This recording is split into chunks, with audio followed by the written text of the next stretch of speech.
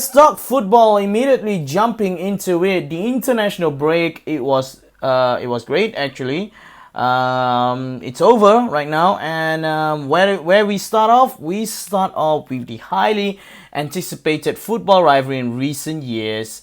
And I say in recent years maybe because it's the first time one of the underdogs of these fixtures, came into the match as probably the favorites because they top the table. And if you still haven't figured it out, what fixture I'm talking about, it is of course the Merseyside derby. Everton host Liverpool at Goodison in a match full of drama that finished 2-2, 2-2. Wow, where to even begin? I mean, referees, VAR, bad tackles and injuries, which changes the entire complexions of the game. From a neutral point of view like myself, it was great, exciting footballers, exciting football.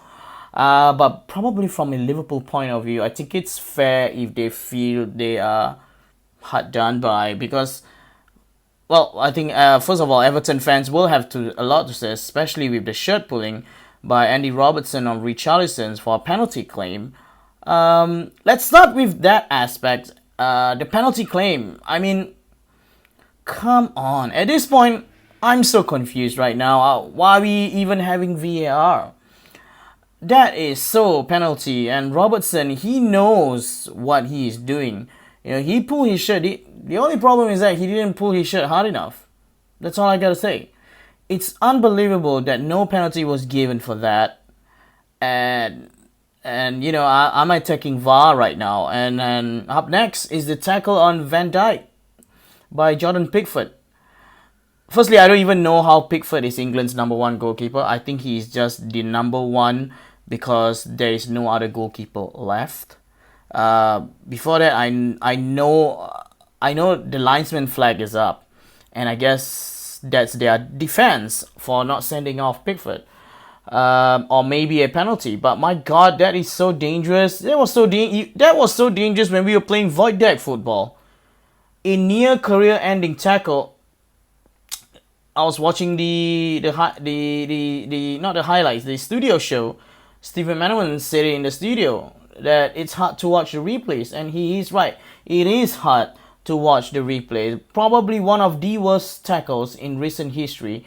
And the internet and Facebook and all that. Whenever that article came up, it's always the part where he pauses, where Van Dijk's ankle was about to break, and then it's so sick. I can't even.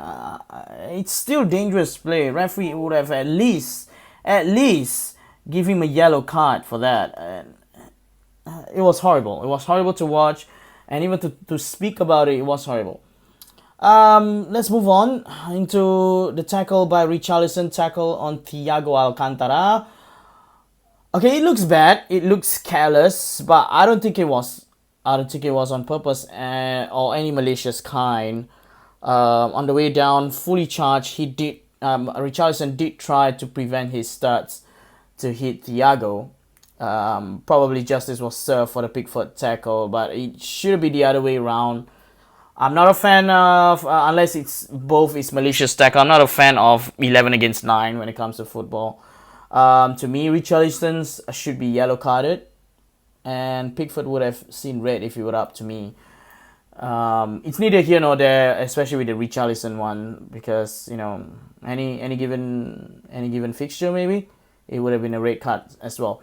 But still, that won't take away the tackle by Richarlison. So don't get me wrong, all right. To me, that's just frustration from him. He haven't had a performance. Completely shut down most of the time, double teamed by the Liverpool players. I mean, yeah, it's sometimes it gets to you. It's you're frustrated and yeah. Again, another talking point of the match, of course, the one that everybody has been talking about over on social media, the disallowed goal by Jordan Henderson. Before we go into the offside, once again, Jordan Pickford should have saved that. I mean, it was a lousy finish from Jordan Henderson, which again questioned the England national team. Is this your number one goalkeeper?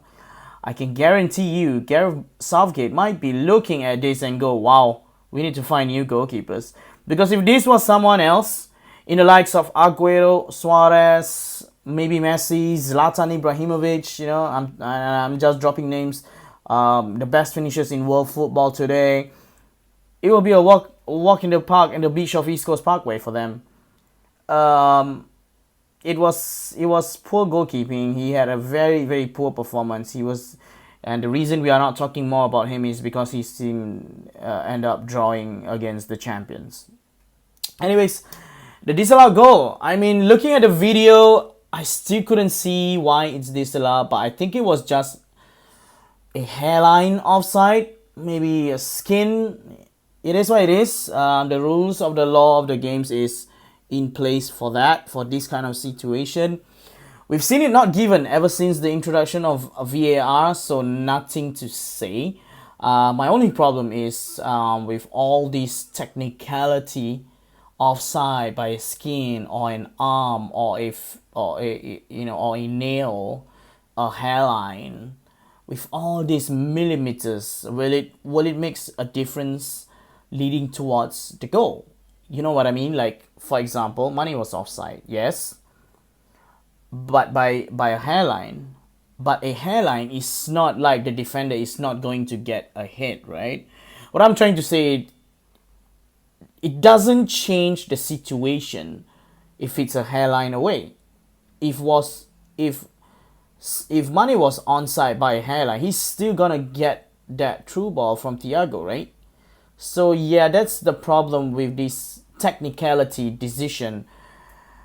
But in retrospect, it was the right decision. Nothing to say about it, but it's just that I feel like we should be more consistent when it comes to these kind of situations. It hasn't though, and it's not consistent, not by a long shot. And if it's not consistent, then will it still all boil down to the human error? And then why are we investing our time in VAR?